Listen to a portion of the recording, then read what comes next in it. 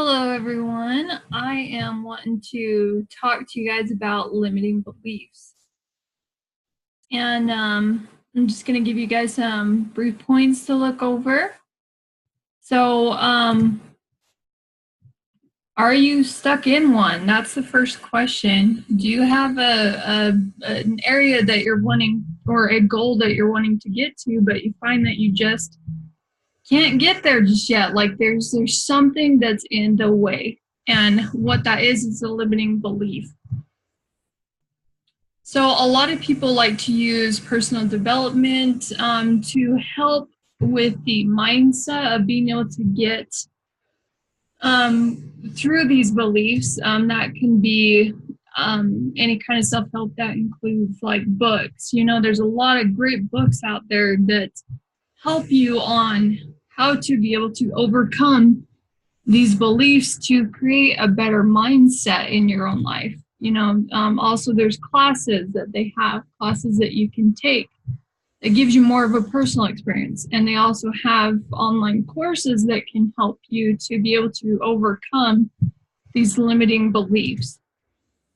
So pretty much anything that deals with personal development or self-help is anything that helps you to improve yourself or better yourself, you know.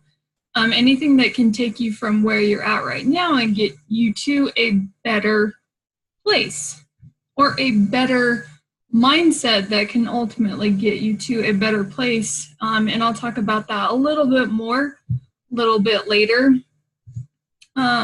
So limiting beliefs.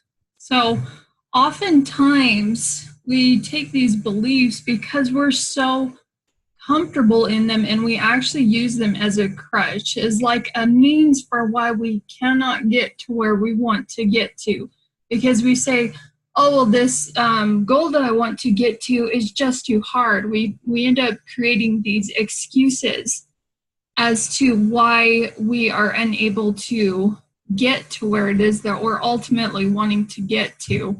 So it ends up being used as a crutch for an excuse for why we cannot get somewhere.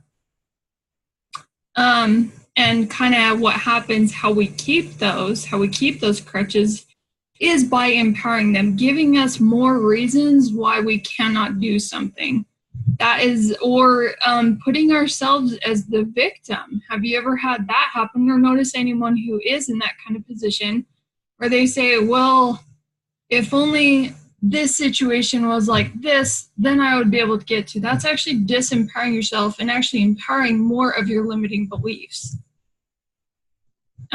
So one of the first steps in being able to recognize these is just start by being aware that they're there. One of the most powerful things you can do is to recognize what your weaknesses are, because then once you start to see something, then you can start to decide whether or not you want to change that. So another thing about limiting beliefs is the only time that they're going to stay there is if you continue to focus on them. So how do you get past these? Well, I'm going to show you just how to do that. So this is how you're going to be able to get past limiting beliefs. So you get past them when you no longer focus on them. How many times do you end up focusing on what you can't do instead of focusing on what you can do? A lot of times we get so involved into thinking about why we can't do something. You'll hear everywhere, well, I just don't have the money. I just don't have the determination. I just don't have enough time. There's so many reasons, but that's still focusing on them. Even points where you talk about, well, if I had more time, if I had more money, then I would be able to get past this belief. But that's still putting focus on it. Kind of like those people that talk about, I don't want to be in debt anymore. But yeah, what's the word that you hear in there? Debt. You hear debt. You know, we focus on things that actually limit us. So this is what you get to choose to focus on. You get to focus on your strengths. Focus on your strengths and what things that you're good at. Think about those things in this moment, about things that you are good, and they can be small or big. Maybe your biggest strength is, or one of them is being able to be more loving towards a situation, or to be more forgiving in a situation. Maybe your strength is you have this amazing ability to create amazing art. Maybe you have this ability to be able to handle, challenging situations and to be able to come up on top of them.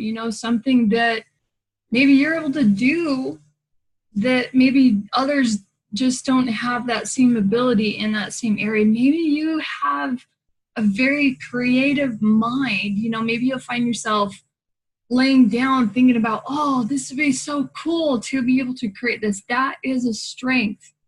And part of being able to recognize that strength is you get to be able to make it better. So let's talk about what we're good at. Let's talk about how we can get better at it. Now remember, you're strong enough if you can recognize your weakness.